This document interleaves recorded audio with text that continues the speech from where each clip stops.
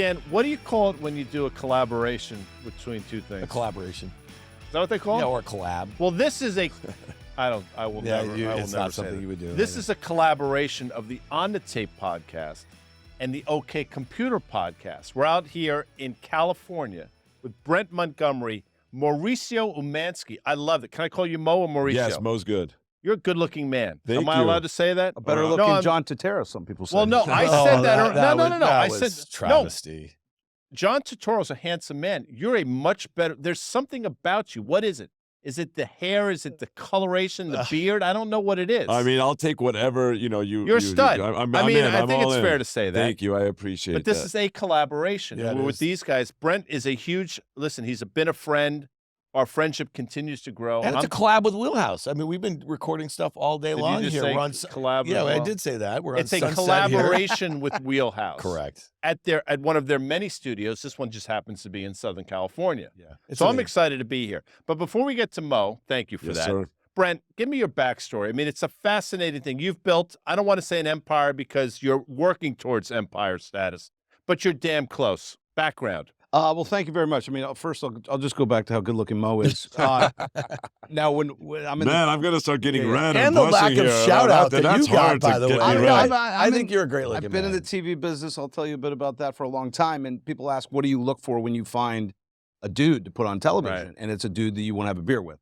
And Mo certainly hit that with Mo. It's usually tequila when we're together. But yeah, quick background. I spent my 20s trying to create TV shows. Mhm. That didn't work out. But in my early 30s, I created the show Pawn Stars for the History Channel, specifically because it was a play on porn. And we were lucky enough that the channel kept it. Was that what it was? Especially if you're from Long Island or the UK with the accent. So sold that show many years ago. It still somehow is getting made 700 episodes later. And probably like anything, you create one hit and all of a sudden all your bad ideas are a little bit better. Right. And I was able to ride that show and do a lot of other shows, American Restoration, Counting Cars, Alone, and Housewives, which we have a little overlap, just different housewives. Yeah, exactly. Well, your best show right? Oh, yeah. And so then fast forward, I was fortunate enough to run a company called ITV America, where I had the pleasure of meeting Mo about 7 years ago now with a dear friend, Adam Scher. And we really came up with this idea for Mo and the agency. And Mo was so clever on Real Housewives of Beverly Hills to never take an appearance fee. And so that gave him some flexibility. And when Bravo said we have enough in the real estate space at this moment in time, we went across town to Netflix, and we were able and fortunate to get not just Mo, but his incredible family and other cast of characters at the agency to jump in and really open up their lives and their business to us with the whole idea that it could bring a lot of great awareness to what Mo and the team's doing. I'm not putting fast money in this category by any stretch of the imagination, but I'll say this, and I'm curious both your thoughts. Brent, first you. Dylan Radigan, who was the original host of the show, I would ask him in the early days, what makes a successful TV show? What are the questions that people get asked? And a lot of time the question is, why do you like this show? Whatever the show is. And people will answer, I don't know, I just like it. And what Dylan told me is, that's enough. And there's, a lot of times you don't know why you like these shows, but you know you do for whatever reason. Pawn Stars is a great example of that. I mean, I don't know why I like that show, but I like the characters. I like the chemistry. I like the banter. I like all those different things. So speak to the importance of just people liking a show because they just do. I think that show is like there's no silver bullet, and when you're on set seeing it, it is not an exciting show. And I would say that if the guys were here right now, I think what brings it all together is the history, the knowledge, and at home you're kind of playing a game with these guys, and so they're incredibly knowledgeable. A typical pawn shop can only buy, sell, trade electronics and gold and silver because you can measure and anybody can do that.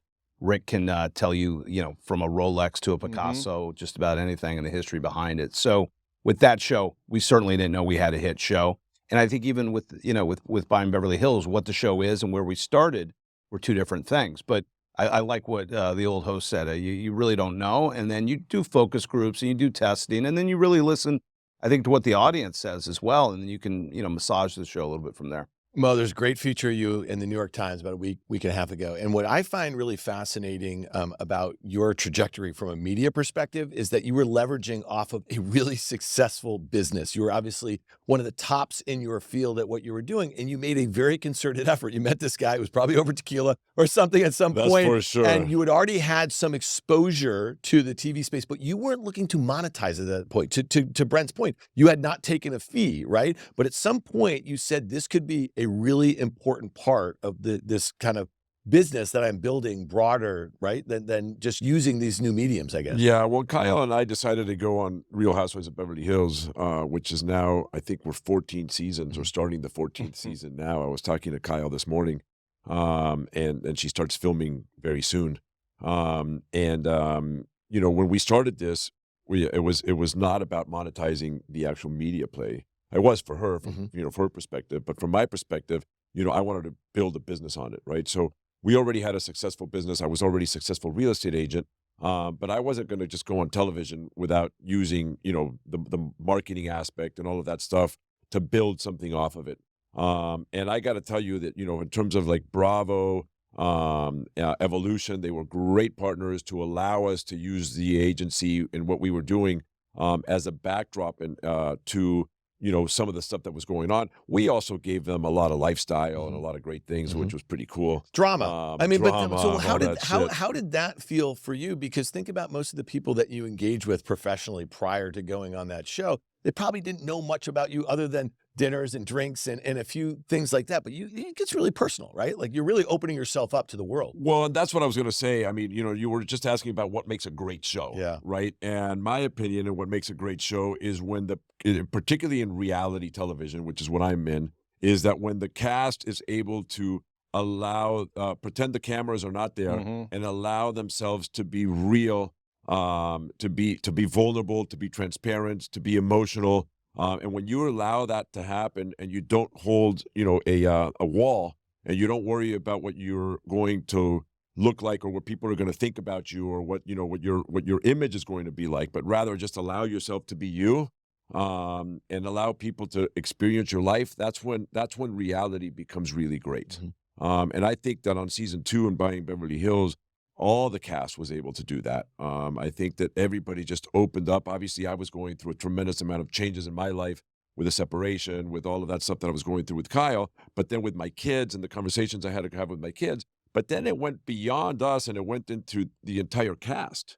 And all of the cast just, and I had a talk with them and I just said to them, I go, guys, just be real. Don't be thinking about your image, what people are going to think. Don't pretend to be something you're not, because I see that when, and I've seen it on multiple reality shows, when somebody is more worried about their image and they start creating something, that show's not that exciting. Okay, that's not what people want to watch on reality. What people want to watch on reality is vulnerability, is real life. I think authenticity, right? I think you see it with all the companies you cover. Like, it's hard to tell a story that's not authentic over time, and all of a sudden the company isn't what it said it was. And I think it's the same thing with characters on our shows. Well, Mo, what I tell people, they ask, to the extent that they listen to my advice, but they say, how are you, not that I am successful, I don't want to say that, but what makes successful people on television? I said, be yourself.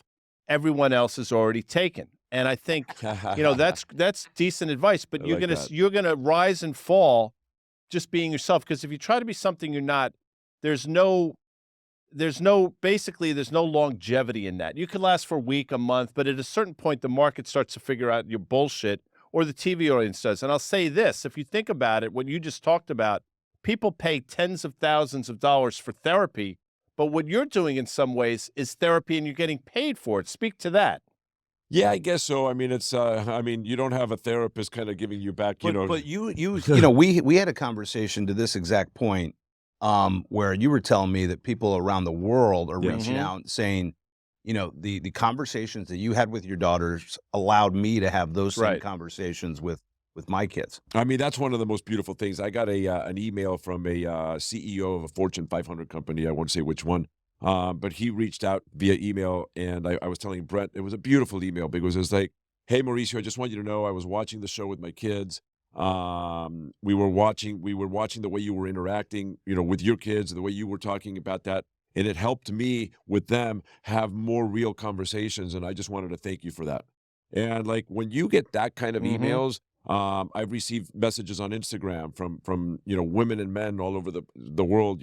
Hey, I'm going through the same thing with my husband. I'm dealing with my kids. Like watching that really helped me. Like, and that's a beautiful thing, from my perspective. Like, that's way bigger than the money, the success, the 100%. marketing, all of that stuff. When you start helping people for real and they start reaching out and you actually feel like that, that's so satisfying. It's amazing. Was this a natural progression for you 10, 15 years ago? Were you saying to yourself in the recess of your mind, like, I could see myself on television in some capacity? Or did just this come out of left field and it was just sort of, it's funny, we're in your offices out here and you have a video game. And I said to Dan, one of the games is Frogger. And what I tell people is Frogger is a metaphor for life.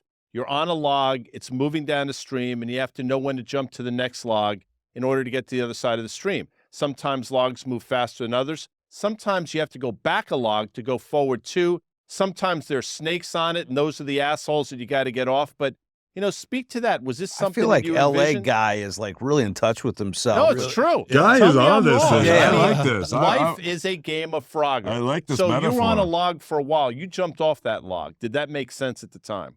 Well, and sometimes you got to go backwards, as you said. But I think Brent, like this was not like a fast thing. I mean, we worked on this thing for years and years, 6, 7 years, I think.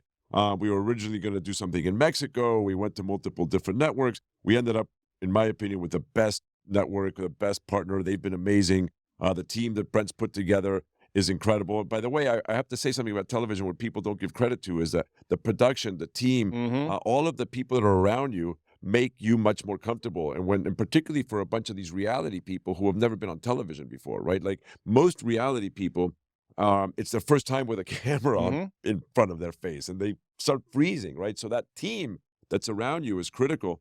But it was far from let's jump and all of a sudden let's make it happen. I mean, this was manifested. We worked hard. None of us gave up. All of the team members kept going until we found the right partner. Yeah, I mean, if you look at all the real estate shows, I don't think you'll find a more alpha testosterone dude than Mauricio that's popped through. And I did not expect in either season for him to continually open up more. And I think that's where you really find an audience that leans in. And he's going through what a lot of family-run businesses go through. And, is there going to be a succession plan? Right. Sure. Growth, exciting growth. Real estate right now is in the middle of a, season 3, hopefully, is going to be very exciting. Real estate right now is in the middle of tremendous changes. You guys have all seen it, right? National Association of Realtors, the changes that are happening with the rules and regulations, the monopolistic, environment that NAR has had on the industry is falling apart. The lawsuits for the commissions, everything. I mean, we're in the middle of such incredible changes that it's just exciting. So I one of the things, and I'm in the middle of all of Right. those things. So I'm excited to show that to everybody because nowadays we're going to have a different way of buying. We're all going to have to learn how to buy. A buyer is going to have to sign a contract with their agent. That never happened before. This is a completely new thing. Do you like that or you don't like that? I have thoughts on both on those things. One of the things that concerns me about that, Brent, is kind of like fraud. Right now I have already seen where agents cause somebody to sign a listing agreement and the client doesn't realize they're signing a 4-year listing agreement for argument's sakes, and they're like, I want to cancel, and they won't let them off. Well, now the National Gym Association of Realtors is creating a situation where, based on the settlement agreement, in order to enter a house, you need to have, listen to this, it's kind of crazy. In order to enter a house, to go see it, you need to have a contract with your buyer's agent. Now, what scares me is a lot of these buyer's agents are not going to care about their clients. You can create a contract for access for one house and you're done. But I can guarantee you that a lot of these buyers are going to be signing 2, 3, 4-year contracts without ever of meeting their agent. They're going to go see a house. They're going to hate their agent and they're not going to be able to change to somebody else. It's going to be a real mess. We're gonna definitely hit some real estate stuff. We know our listeners really care about that, and kind of some of the, those are some of the technical aspects of it. But we're kind of interested in kind of values and kind of where you see the market going on a very high end and how that kind of trickles down a little bit. It's obviously a new interest rate regime, which you probably deal with a lot of cash buyers anyway, so maybe that doesn't You matter. deal But with both. yeah, but you do. But you know, you probably benefited a great deal, let's say 10 years ago, from a lot of foreign buyers that might not be there right now. We definitely want to hit a bunch of streaming stuff, okay? Because you kind of have been at the forefront of that, Brent.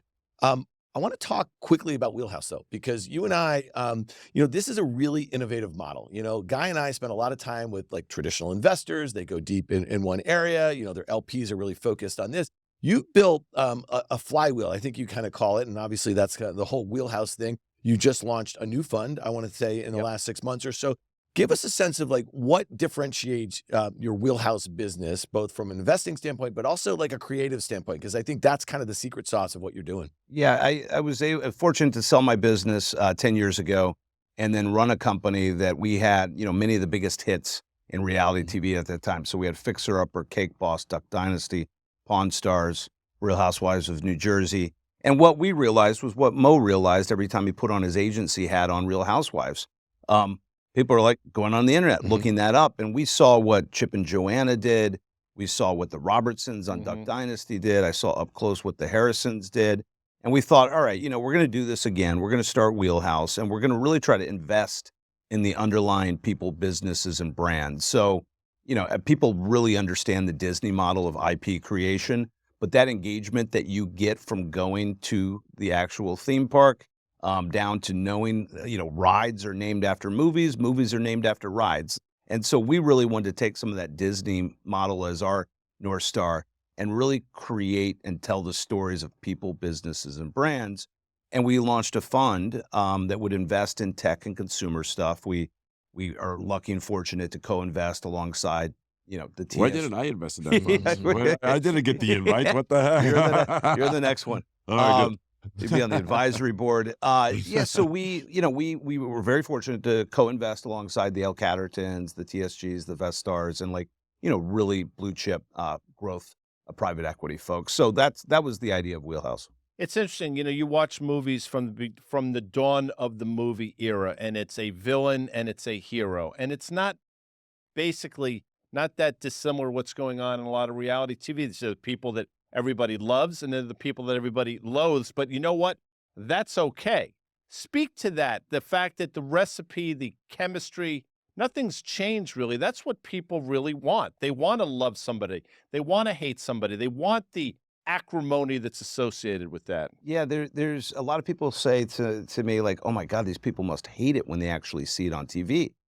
And I learned very early at working on shows like The Bachelor and Wife Swap and other shows that these people said that in real life, and they believed it when they said it, and they're going to believe it again when they watch it on TV. I mean, we have a great storyline between one of Mo's daughters and one of his brokers, and she said the other broker said some outlandish things, but she believed those things when she said it. She believed it now, and she's very good at what she does. And so I think it's fun to have. You know, you really want a different set of characters, right? If they all got along, it wouldn't be much fun. And that's why we always, you know, we look for a family element, because those families, and that's why, you know, New Jersey Housewives had an actual family that was at the core of that show. And so it was always a little bit more volatile, I think, than the rest. But Mo, if you tried to script this, it wouldn't work. No right? offense to you, guys. No, none taken. So it's not a scripted thing; it's a real thing. And I think that you know, people get themselves in trouble when they try not to be organic, but they try to be scripted. The best television are those moments that you can't script. Speak to that. Yeah, the best television are the moments that just occur when Right. it just, you know, it's just like boom, all of a sudden. But it's all about casting the right people, casting people that are willing to be opinionated, that, you know, have a brain, sometimes don't have a brain, is even better. It goes both ways, right? But are willing to speak their minds, okay? And when you start getting that to happen, and you start creating that, and both parties are willing to speak their mind and are willing to agree to disagree, that's when you all of a sudden you keep it going, all of a sudden you get a magical moment. And that magical moment makes an entire season. And I mean, I think we see it watching you guys. You know, you guys are very honest and opinionated. And I think there's plenty of people that are on, you know, financial news who play it much closer to the vest. And I think, you know, a lot of the audience really want to hear it Well, you as said straight as it's possible. authenticity, you know, and this is actually for you, Mo. By the way, our mutual friend Max, who is a producer of ours for years, I've been a contributor for 15 years at CNBC. Guy, you've been 17, 18 or something like that. And, I can't remember. It's like maybe 10 years ago. Calls me up one day. He's like, I got some good news and I got some bad news. And he goes, the bad news, what do you want to hear first? And he said, well, the bad news. And he said, well, we just did this focus group for all our panelists or whatever. And he's like, the people really don't like you. And I was like, okay, well, what's the good news? He goes, the good news is that you want to be really well liked or really disliked. Yeah. You do not want to be in the middle, which I thought was kind of interesting in a way. And, when it comes to what we do, we're not doing it for entertainment. And we do hear from people, a lot of people. We were just at a user conference with one of our sponsors, Facts at Miami. There's hundreds of people there. How many people came up to us and said, we appreciate the honesty, the authenticity, the pushback, all that sort of stuff. It's really important. You just told us a very personal story that some of the stuff that you're going through, that people are reaching out to you. So I guess my question is, for us, the underpinning of what we do is really money. Okay. That's why people, they're not coming to be entertained. Now, I feel like people are coming to be entertained by you, but they're also really interested in the money aspects of it. 100%. Talk to us a little bit about that, because that is the backstory of this. Well, not to answer, it's both. You're providing an edge to people, right? Hopefully. And I think we've seen this through these fixer up type shows and other shows. Like, people want to, we joke, laugh, and learn a little bit from what you're doing. And there's no better house porn than buying Beverly Hills. No, we have the best house porn on television in the planet, for sure.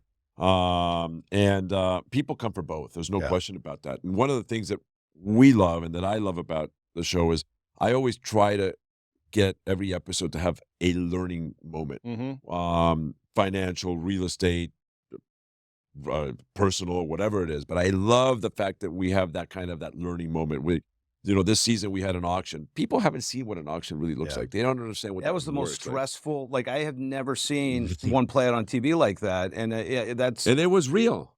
It was captured real. Like, there was no fakeness to it. It was not created. It could not have been more real on television as it's happening. Lots at stake. That buyer, $20 million that was house. like watching, one of your shows, watching this guy decide to auction it off and almost go bellies up. Yeah. What's it been like for you, though, as a person? Like, do you find that the TV has changed you, or have you changed the TV a bit? Because, again, you're so out there, you know what I mean? You're conducting your personal business, your private, professional business and the like here. And I wonder, because, Guy and I, we've gotten stuck into kind of personas. When I was the young guy coming onto this show that I think was around at that point, 5 years or so, I was like, well, I'll play the heel. I think that might be kind of interesting. You know what I mean? If most of the people are very agreeable, most people think that, stocks should go up all the time. You never had that persona, but that was the thing. So I was like, that's what I'll do. And then once you get locked into it, it's kind of hard to kind of change your stripes a little bit. Yeah, I don't think I've been locked into any of that stuff just because I get to play on television myself. Yeah. Right. So I'm not playing, Batman or like whatever. Right. Like, I am who I am. Right. And so, I was a husband on a husband, businessman, father, on the Real Housewives of Beverly Hills. I am a businessman, father, on buying Beverly Hills. And it's just, I forget about it all the time. I mean, I walk down the street and somebody's like, Mauricio. And I'm like, hey, do I know you? And I'm like, oh, shit, wait a minute. They I forget about it all the time. I don't think about it. I don't think of myself as a television personality. I think of myself just as a normal human being. And I promise you that as soon as the cameras are off and I walk out of this studio, I'll forget. I'll forget that we were in here. I'll forget that and I'm just doing my business. So I can tell you have kind eyes, which suggests you're a good person. Has this show made you a better person? In other words, have you learned things about yourself? You've become a better father, a better coworker, a better whatever word you want to use based on what's going on. I think one of the things that and the answer is yes. And I think one of the things that happens when you watch yourself on television, you get an opportunity to reflect. And sometimes you reflect and you really like yourself, and sometimes you reflect and you really hate yourself. Okay.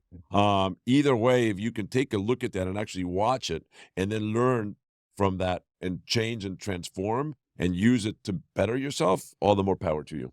Brent, how do you give notes to a reality star? As somebody, like, you've done this now for 20 years, right? And you were probably there at the infancy of reality TV, and some of them have been very successful, and a lot of it has to do with the people and the relationships. But, in our business, if we have producers, they'll give us notes. You know what I mean? Like that sort of thing. I'll just say, I'm going to stop for a second and say, I'm the worst person to do. No. Because if somebody tells me or gives me a note, I am you might as well tell me exactly what not to do. Yeah, exactly. Because you're not going to produce me. But anyway, please No, continue. I you know, going back to Max Myers, I think he had a lot of balls to give you that note, Dan. Like, Yeah.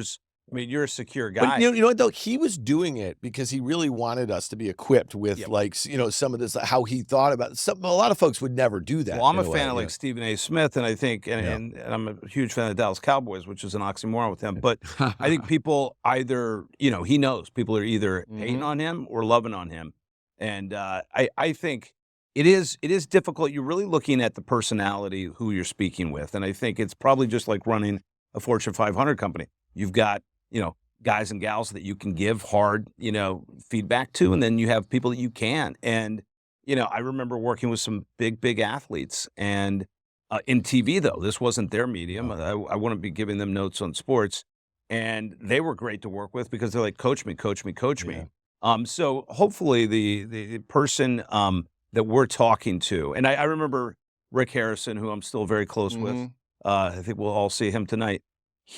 He was not comfortable the first time that we shot what we call sizzle reel. Before you have a TV show, you take the risk yourself and you put some money into this concept. And, you know, it took for the entire sizzle reel over several days. I had no idea that he was nervous as hell.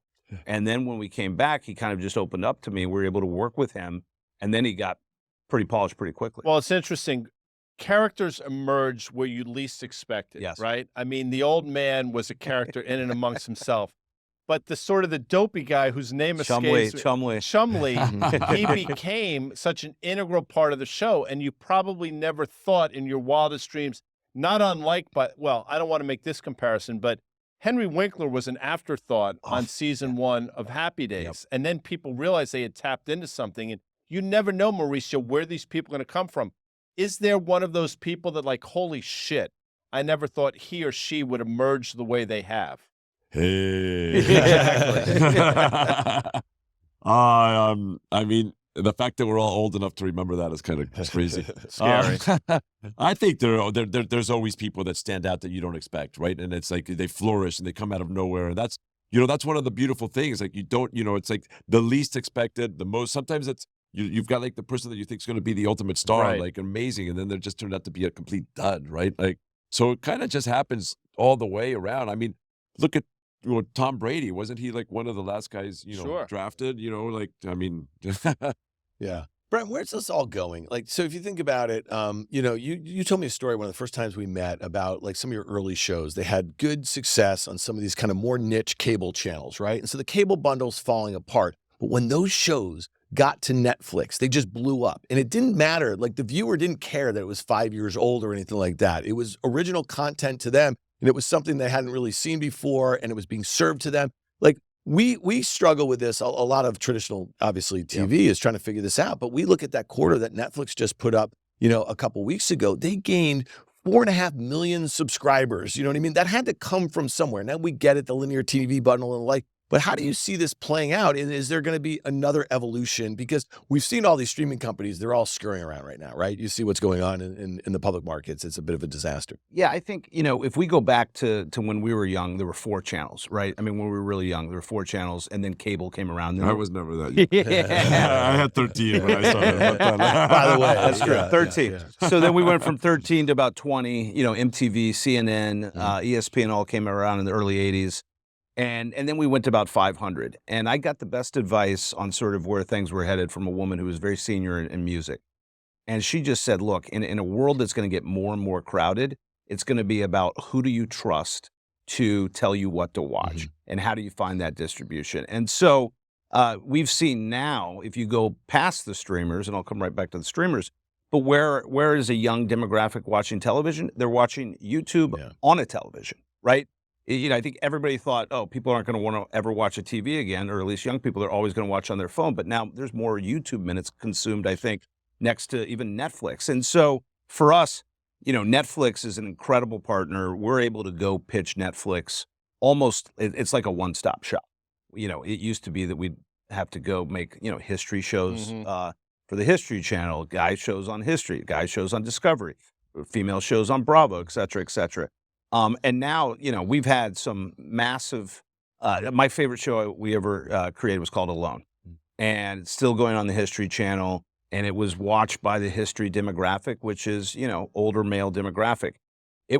During COVID, it went on to Netflix, and the coolest, best looking actors and actresses and athletes and other people started watching alone, and all of a sudden they started talking about it, and it created this incredible ping pong effect. The ratings rose on the History Channel, and all of a sudden Netflix is able to take shows that Schitt's Creek and shows that weren't necessarily big shows before Netflix with its global reach. I mean, it used to be that I would sell a show to a basic cable channel, and then it would sell over 3, 4, 5 years all around the world. When we launched Queer Eye on Netflix, several years ago, that thing was on overnight everywhere, and I'd never really felt the impact of the streaming, global sensation of what Netflix has created. Football's a national sport without question. Baseball is a local sport. Each city has their baseball team. Real estate is very similar. So let's talk about real estate real quick, Mo, in terms of what you're seeing here, but also understanding what's happening across the country with all the things that we talk about on our show every single night. Interest rates, Right. low inventory, Low unemployment, demographics, work from home, like all those things have factored into your world without question. What do you see? Because you're always sort of one step ahead of the game.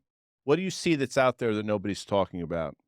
Yeah, I think right now we're stagnant. It's slow and it's everywhere. It's not localized. That it's a problem right now, kind of on a global basis. With we're up to 110 offices right now on multiple continents and multiple countries. And I can tell you it's a global problem. I mean, I saw that you guys finally started to talk about a recession. Like that's actually starting to come out now. Where we've been kind of avoiding that word forever. We've been in a real estate recession now for a year and a half, and residential and commercial. I mean, commercial right now, office rents and office vacancy is through the roof. I mean, I was looking at getting a new office right now, and I called up my broker, and I mean, the amount of vacancy out there is just absolutely incredible. But it's slow. It's picking up. The pimped up demand is finally starting to come into play. I think that, we're starting to have a conversation about interest rates, taking their first drop. We were talking about June, September, I think, potentially the first drop. I think that'll help real estate real fast. And I think it's needed. You're starting to see the inventory grow, which is good because inventory growth will create prices to drop. You're starting to see prices drop. That hasn't been reported yet, but I can tell you that in the next few reports, I guarantee you guys are going to see pricing dropping. Okay. And that's kind of where it's at. So I think it's, we're 2 years into a real estate recession, and hopefully we can start, I think we found the bottom, and I think we're going to start seeing, a little bit of growth. My last one to you, Mo, is this. That must be a very difficult conversation because everybody thinks they are more valuable than they actually are, but everybody thinks their home is more valuable than it probably is. And quite frankly, in terms of real estate, a house, a building, it's only worth what somebody is willing to pay for it. How do you have those conversations? They are hard conversations. I mean, like literally every owner thinks their house is the best house. It's better than the neighbor's house because they put in a beautiful trash can. I don't know. And it's a really hard conversation. The easiest way to do it is like we go back to what we were saying, just be direct, and not, don't try to beat around the But you're bush. trying to win the business at that point, though, too, right? So doesn't it make it even more, in some cases? So you're trying to win the business, Brent, but you're also, as a real estate agent, what we care about is transactions. Yep. Okay? As an investor, we care about price. But as a real estate agent, we care about transactions. We need transactions, right? So from our perspective, if I take on a listing that's overpriced, and I'm going to spend a bunch of marketing money on it and a bunch of time, and I'm not going to sell it, it doesn't do me any good. Yeah. Like I'd rather I have one major asset, which is my time. And if I can choose to take a listing that's overpriced or pass on it in order to take 3 listings that the seller is willing to price it right, I'm going to sell those 3 listings and I'm going to just spend money and time on this one. So I'm a There's an old transaction saying. guy. I mean, Like, you're in the moving business. You're not in the storage business. that is correct. I need to move. I need to transact. Otherwise, there's no business. All right, last one for you, Brent.